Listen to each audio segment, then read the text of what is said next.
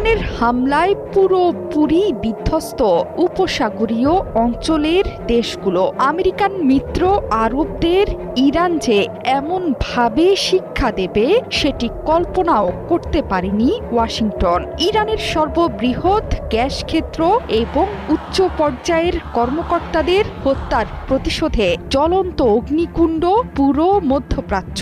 রীতিমতো ক্ষমা চেয়েই মধ্যপ্রাচ্যের জ্বালানি ক্ষেত্রে হামলা বন্ধ করতে ইরানকে অনুরোধ করেছেন মার্কিন প্রেসিডেন্ট ডোনাল্ড ট্রাম্প। ট্রাম্প বলছেন তিনি জানতেন না ক্ষুব্ধ ইসরায়েল হামলা চালাবে ইরানের গ্যাস ক্ষেত্রে। তবে ইরান যদি প্রতিশোধ নেওয়া বন্ধ করে তাহলে ইসরায়েলও আর সামনে হামলা চালাবে না ইরানে।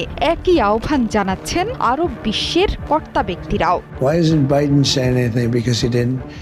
বুধবার ইরানের দক্ষিণ পার্স গ্যাস ক্ষেত্রে ইসরায়েলের হামলার পর পুরো মধ্যপ্রাচ্য তথা সৌদি আরব, কাতার এবং কুয়েতের জ্বালানি ক্ষেত্রে একযোগে হামলে পড়ে তেহরানের ড্রোন আর মিসাইলের বহর। এরপরই হু হু করে বাড়তে শুরু করে তেলের দর।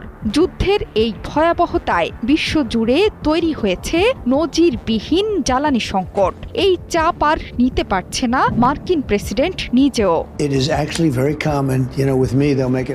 ইরানে বড় গ্যাস ক্ষেত্রে আঘাত হানার পর কাতারের রাস লাফান জ্বালানি শিল্প এলাকায় মিসাইল হামলা চালায় তেহরান। হামলায় ব্যাপক ক্ষয়ক্ষতির শিকার হয়েছে গ্যাস ক্ষেত্রটি। বিশ্বজুড়ে সরবরাহ করা জ্বালানির 20% যোগান দেয় রাস লাফান জ্বালানি শিল্প এলাকা। শুধু তাই নয়, সৌদি আরবের রিয়াদ এবং পূর্বাঞ্চলে আরামকোর দুটো জ্বালানি স্থাপনায় আঘাত হেনেছে তেহরান।